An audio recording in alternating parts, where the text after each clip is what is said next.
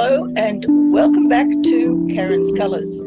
I'm Dr. Karen and these are my colour conversations. This week we're going to be continuing the series on how colour personalities are created. And in particular, I'll be looking at that dichotomy of black and white. Firstly though, I'd like to thank all of you who've been watching and hopefully learning something from these sessions. As well, I'd really like to thank my subscribers. There aren't very many of you, but you're very precious to me. If you enjoy these sessions, please leave a comment. I'd be more than happy to receive those comments. And if you have any suggestions or any requests, then please place them in the area below. So let's get on with this week's session. This week, we're going to be looking at how to create black and white personalities.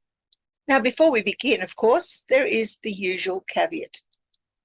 This is about colour personality development.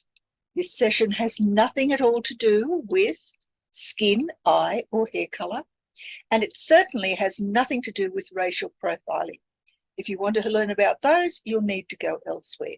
Here, I'm dealing solely with colours as personality indicators, and that is indicators of how a person feels about themselves, about the situation they're in, and about the way in which they respond and others respond to them. Colour personalities are very fluid. They're modifiable and they are psycho-emotional states. They have to do with the way in which you think and feel about things, and they are highly changeable. So let's now examine their creation. Colour personality development follows a very similar path. And no personality, regardless of who the person is entirely black or entirely white. Yet those two colours are the very start. We all begin as a black or white type of respondent to the environment once we are born. These are binary positions. Now, what does binary mean? It means opposites, the two things that are incompatible at the same time.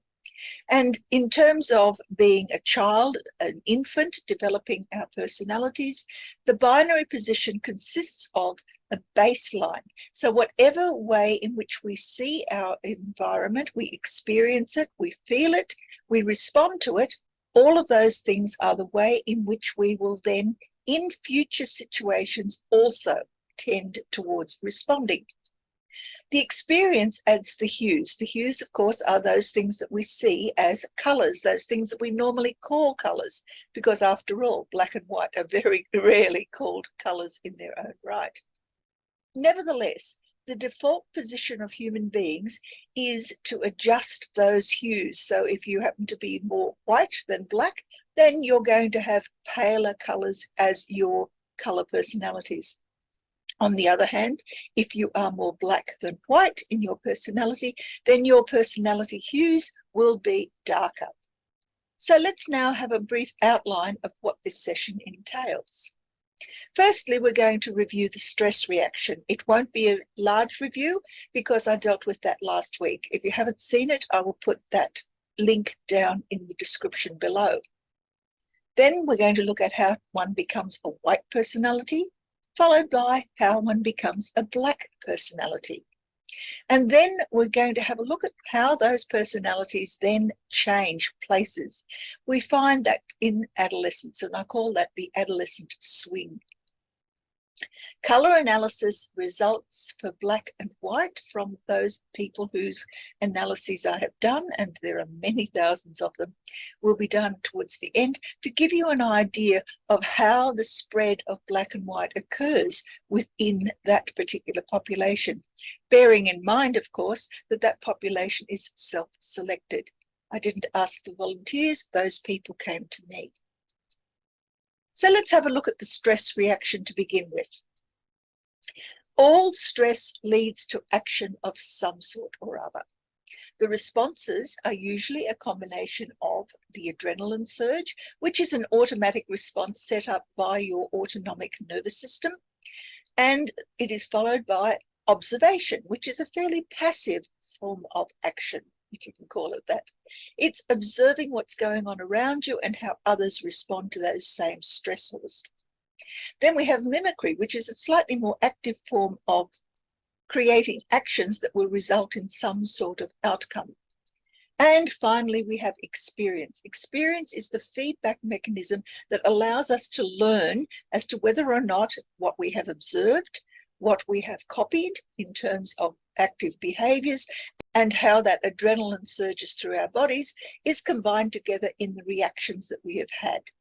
And that experience will then teach us either to do it again or do it differently next time round. The adrenaline effect is the one that I discussed also last week, and it consists of a particular aim, which is always to protect the person from danger. There are white responses and there are black responses. The white responses are always confronting. That is, we see the particular threat and we respond to it in kind. And the two types of responses that we have from that adrenaline effect are either fight, that is, we confront it and we meet it in exactly the same way as it meets us, or we fawn, that is, we placate the threat and try and get around that threat by making it subside and therefore dissipate its anger towards us. Black responses, on the other hand, are retreating responses, that is, we move away from the threat. Now, those two types of retreats are either flight, that is, we run away literally, or it could be freeze. And this is not a form of running away in the physical sense, it's an emotional and psychological running away. The person retreats inside themselves and virtually leaves their body to deal with the threat in whatever way it possibly can. And usually it's by being incredibly compliant or so quiet that we hope that the threat simply doesn't see us anymore and moves away. The observation effect is slightly different. This is a very powerful learning modality. We learn an awful lot from watching. And as infants, we really can't do very much else. White is one way of learning by seeing things clearly. And most white personality attributes are created within light. That is, we can see what's happening around us, and what sorts of responses we make depends on what it is that we see. Black, on the other hand, is darkness. And here, while our vision is obscured, we can still learn from the dark by adapting to whatever it is that comes towards us in that darkness. Both of these, black and white, experiences differentiate into either good, happy feelings or bad and sad feelings. Good and happy for a white experience is all about seeing perhaps whoever your primary caregiver is, usually it's a mum, but doesn't have to be, coming towards you to feed you, to change your nappy, to, in other words, make you feel better. And if we have lots of those experiences, then chances are we will tend towards the white. On the other hand, white, where we see things coming towards us that are not nice, things where we know we're going to be either neglected or punished in some way for things that we don't understand, will leave us with bad or sad feelings. For the black, it's the same sort of mechanism. If in the darkness things come along that soothe us in our distress, make us feel better and calm and warm and loving, then we'll develop good, happy feelings about the darkness. On the other hand, if the things that come towards us in the dark are awful, they are disrupting, they are hurtful, then we're going to end up with bad and sad feelings. The mimic occurs through play. Play consolidates those observations into behaviors. Behaviors establish a morality, and they do so by dealing with the consequences of whatever actions that we have seen and have copied. These are usually, of course, reward and punishment.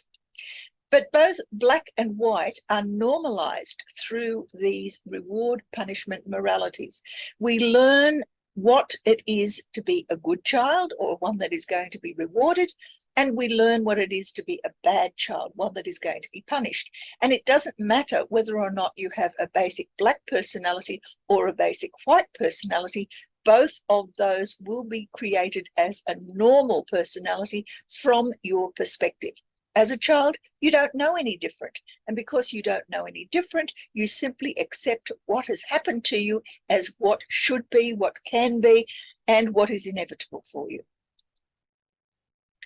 Experiencing white, then, is the first of the ways in which we can develop a personality. White is what I would call the curious explorer. This sort of person has learning that is outward directed. Everything that is available out there to touch, feel, taste, crawl all over, dribble on, whatever, those sorts of things are the things that we learn. They then become children who go adventuring. And unfortunately for the white personality, there is often very little supervision. And so the child can find itself in quite painful and uncomfortable experiences without knowing exactly what to do about them. The child tests its limits, and in testing its limits, it's also escaping responsibility for those limits because things are happening to it rather than it doing the happening. It lacks guidance and it lacks restrictions, and this is where the negative side of the white personality comes from. Without guidance or restrictions, a child doesn't learn limits, and without limits, it then is likely to find itself in dangerous situations. If it finds itself in those sorts of situations, then it can either be classified as innocent or it can present itself as having alternative facts, a commonly used buzzword from this century. Alternative facts, of course, are a denial of guilt and a recreation of reality. In other words, the child learns to tell lies. It starts to begin to believe that it is innocent in everything that it does. Everyone else or anything else is to blame for whatever it is that were the consequences of the behaviors that the child has engaged in. On the other hand, if we're learning to experience black as a personality, then we see ourselves as the secretive loner. This is the child who closes in on itself because that's the safest place to be. Learning is inward directed. We tend to find that black personalities are people who are very likely to be psychic in some way. Certainly, they're extremely intuitive because they have observed, but the mimicry part of that learning experience has been limited, and as a result, they tend to do a lot of imagining, sitting inside of their own brains, creating their reality. It's usually as a result of tight supervision. If the child is not permitted to do very much because of whatever it is that their caregivers demand of it, then that's going to enrich the child's imagination. It's got nothing to do with experimenting outside in the real world. It doesn't get those opportunities. So instead, it sits inside its own head and learns to imagine what the world might be like and what it might do in order to engage with that world. Of course, this is all very self-restricting as the child grows older. The child learns to set its own limits and take responsibility for just about everything. This is the sort of child that feels responsible if parents are having a problem with each other. It feels as though it's all directed towards itself, unlike the white personality child who knows it's got nothing to do with them and is even less interested. The black personality child lacks freedom, and without that freedom, it doesn't get the sorts of experience that allows it to develop its learning along the way of experimenting with whatever it is that is available out there in the real world. It becomes a very imaginative child, but also a very guilty child, because the child lives inside its head all the time and therefore is imagining dreadful things that could happen as a result of anything and everything that it might do. So it accepts the blame for just about everything. Black personality children don't deny that they are guilty. They simply assume that they are, regardless of what the situation might be. they also recreate their reality. They recreate it as something that is to be dreaded, something that needs to be hidden away from, and that's how they create their inner world as one of safety, whereas the outside world is full of dangers and hostility. In adolescence, of course, all of this changes. The adolescent swing allows the child to learn how to deal with both the black and white aspects of its personality. And so you often find that the child, one minute is gregarious and open and carefree, and the next minute the child is closed off and won't actually communicate with anyone. These are what is often referred to as phases of adolescence, and they are also associated with hormonal changes. So it's not entirely just a learning experience. It has both positive and negative aspects, as does everything else to do with personality development. The white, as a positive aspect, is full of curiosity and excitement. This child wants to learn, is very curious, is prepared to experiment with whatever it is that comes into its environment. On the negative side of things, it can actually also experience uncertainty and confusion. And so it becomes one that is not able to give answers for whatever it is that it is expected to explain about its behavior and about the things that it has experienced. Black, on the other hand, is all about thoroughness and perfectionism. These children fear being punished. They fear being chastised, and so everything they do needs to be just so. They are closed off from the real world, spending all their time in the internal world, imagining how things would be if they don't do it correctly. Nevertheless, that thoroughness and perfectionism leads to a great deal of attention to detail, and that in a way is a very positive thing because they are able to understand exactly what it is that they want from life, and they are able to plan to achieve those things. The negative aspect of black is that the child becomes secretive and rather morose. These are children who feel badly about themselves and their environments and their experiences and close off, don't communicate with others, and so are also bent towards self-destruction. The hues, the other colours that we have in our personalities, have an impact on the outcomes that occur as a result of this swing from black to white and back again. Black and white as an analysis has 4 different iterations. Firstly, there's white and black, and then we have the white over black or black over white. Once again, as I've explained in previous videos, I'm using the yin-yang symbols because these describe both how one area is always dominant over the other, but how both areas tend to impinge inside each other's spaces. White over black generally refers to someone who, feeling morose in the internal world, in the external world, nevertheless takes great risks and is constantly looking for new ways of getting away from those awful feelings. Black over white, on the other hand, is someone who is curious and excited about the environment in which they exist, but in the real world is not prepared to demonstrate that excitement, in fact, closes off and pretends that it doesn't matter. So let's now have a look at some of the results of the various colour analyses that I've done over the years.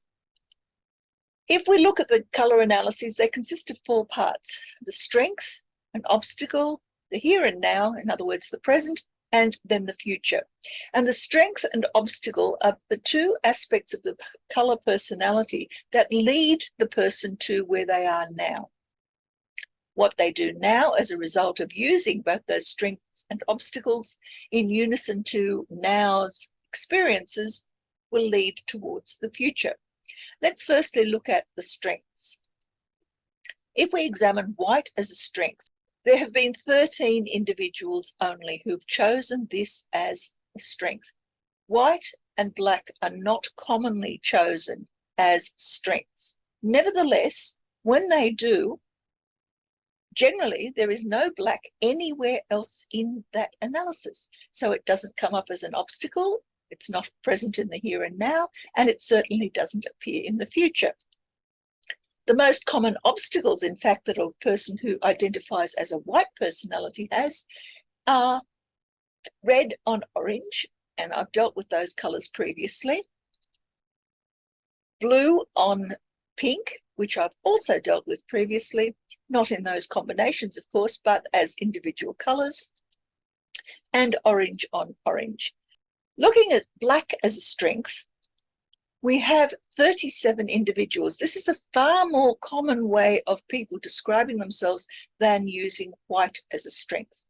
And this is because many of the people who come for therapeutic intervention are already closed off. So that's what they're demonstrating here. One of them actually chose white as an obstacle. And that means that this person was swinging from being tied down to sadness through to experiencing something that they really weren't happy about, and that is a novel experience, something where they were completely out of their depth. The most common obstacles, however, for a black personality are firstly the three major ones that occur after we have red as our first hue. If you go back to one of the early videos, and again I'll leave the link below, you'll see that yellow, green and blue are the three colors that occur after red when we develop a color lexicon. After that, there are pink and orange, which is not quite the next tier, but pretty close to it. And finally, the color cyan. Now, I did a in-depth look at cyan a few weeks ago. It was called Cyan is Bliss. And again, I will leave a link for that one down below. But these colors are the most common ones that are chosen by someone who has a black personality. There are a few others that are fairly common too, but these ones I won't deal with just yet because they are combination colors, and they are black on brown, blue on brown, pink on cyan, which I did deal with briefly during the Cyan is Bliss video, and violet on blue.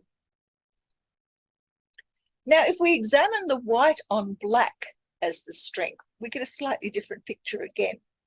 These have only been 6 individuals who've chosen this particular combination, and one of them also chose black as an obstacle. This means that the person was choosing their strong drive as the very thing that they couldn't deal with in the real world.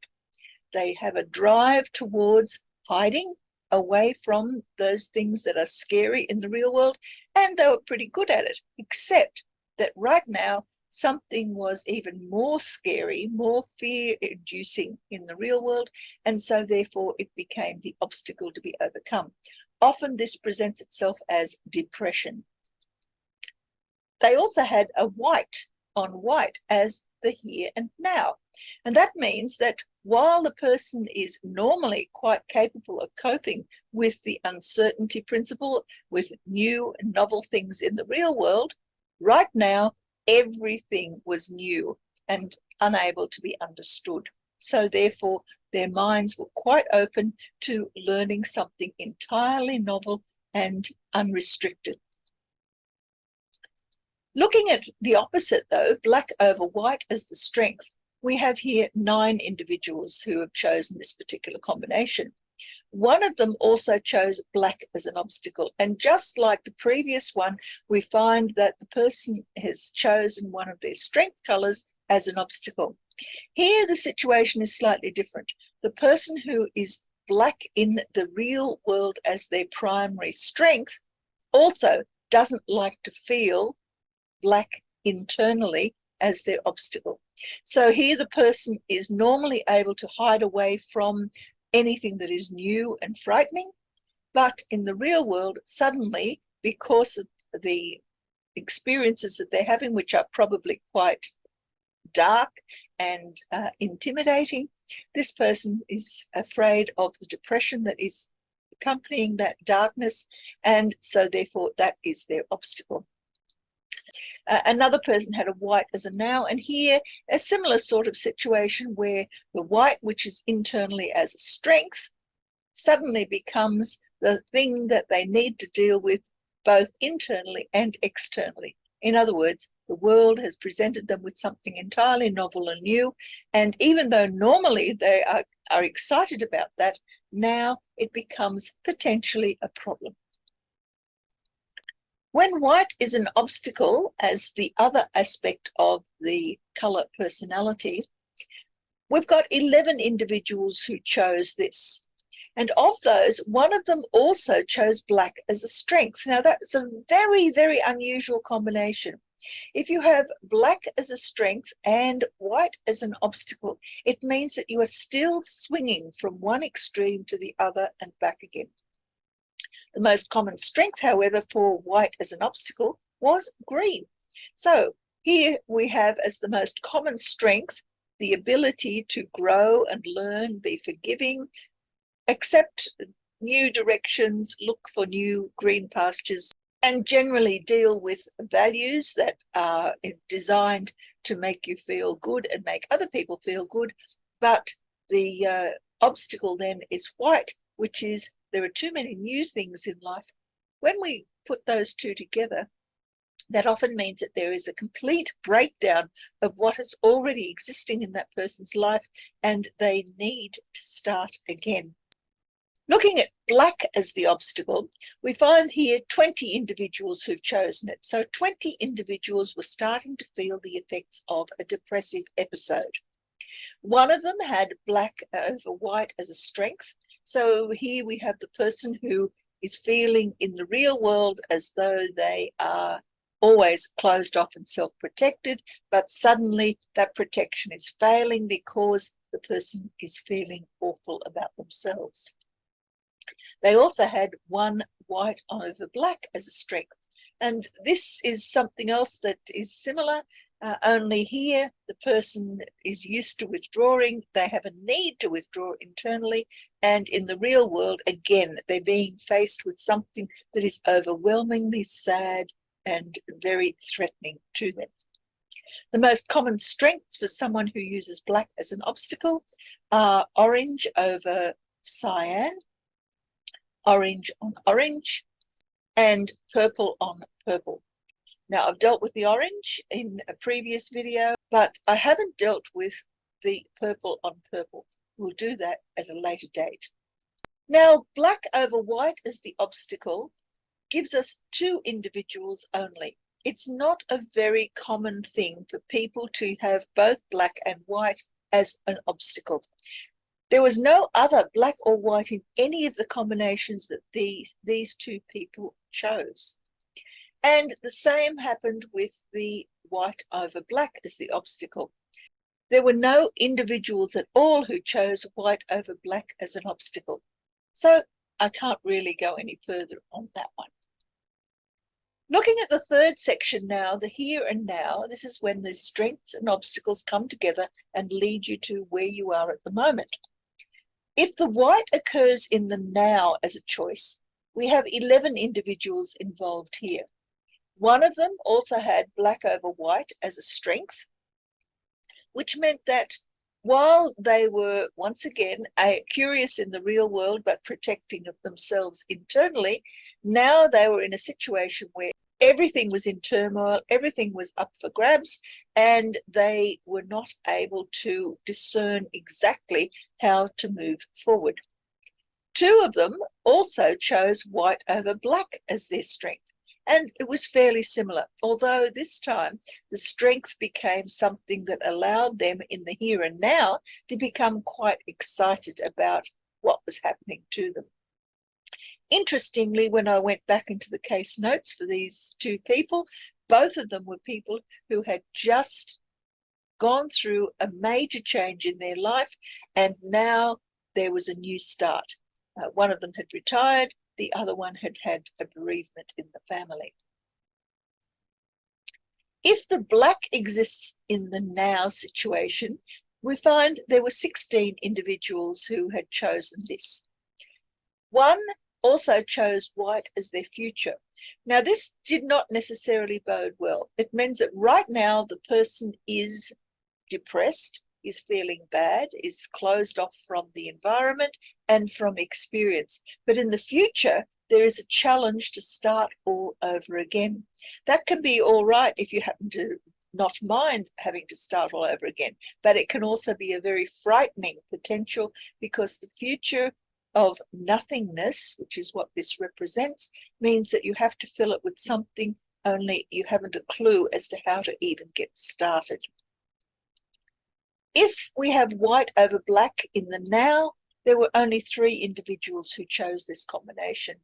And the black over white in the now also had only 7 individuals who chose it.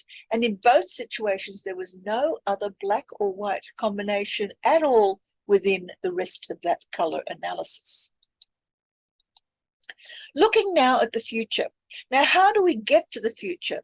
Well, in color analysis, there is the presupposition that what you know how to do leads you to the now, which will then, as a result of what you know how to do and are doing in the here and now, will lead you inevitably to a future that is cyclical, because it brings you back to your strengths and your obstacles being reactivated. The whole purpose of color analysis is to see and find the link between what you have been doing in the past to what you're about to do in the future that brings you back to the same behaviors of the past. So let's have a look at white as the future. Here, 15 individuals chose this. 2 chose black as a strength. So they're going again from this swinging from one extreme to the other. That does not necessarily bode well for those people. And it's something that causes them a great deal of pain and discomfort psychologically. One of them also had black as the now. If the future is one that is chosen as a black future, there are 10 individuals who chose this, but they had no other black or white combinations within their reading at all. So no more could be said about it. If there is white over black as the future, there were 3 individuals involved here, and for black over white as the future, they had 6 individuals who chose this. And again, this is the mixing up of wanting to learn something new, having new experiences, or being closed off and protective of the self. None of these had any other black or white combinations in their readings. All right, so strength and obstacle equals the now, which leads to the future. But there is one final step, and this is why I do color analysis, and that is the treatment modality. Now, for the treatment modality, a person generally has to choose from amongst the colors that they have not used within the basic analysis. So strength and obstacle, the now and the future, are not allowed to have any of those colors added to the treatment modality. But sometimes people do choose black and white and combinations thereof as their treatment. So let's have a look at those now. White as a treatment was chosen by 8 individuals. That is 8 people needed to lighten up, to allow themselves to open up to whatever experiences are going to be available to them in the real world, and to learn from those experiences. Black as a treatment was chosen by 15 individuals. These are people who felt their lives were out of control and they needed time out. White over black as a treatment was by 4 individuals. These are people who needed to calm down internally and allow whatever it is that was going to happen in the real world to do so, and not to fret about it. Black over white was the opposite, and it was chosen by many more people than any of the other black-white combinations. 27 individuals chose this particular combination. And what does it mean? Well, time to lighten up internally, stop being so gloomy, and in the real world, wait patiently for things to change. There were no other black or white combinations in the analysis, because that is not permitted as part of the treatment modality, as I've already mentioned. So, what have we learned out of today's session? Well, color personalities begin with that binary black and white. We all experience as good and bad things happening to us, and we tend to associate those with either the ability to see well or the ability to not see well. That's the black and white of babyhood. Stress determines which of those two colors will predominate. So whatever experiences we have, good or bad, will determine whether or not we become a basic black personality or a basic white personality. Adolescence, of course, causes swings in those personality colors, and that is aided and abetted by all of the other experiences and learnings that we've had, which will give us other colors to add to our repertoire. Very few people have predominantly black or white personalities or experiences, and as such, it makes the world a far more colorful place. So that's it for this week. I hope you've enjoyed this session. Black and white, not quite as boring as it might seem to start off with. Next week, we're going to look at the color red and how a red personality is created. I hope you'll be here to join me for it. In the meantime, please give it a like, do the usual YouTubey things, and a comment, please. I really do want to know what you think about these sessions. Until then, bye.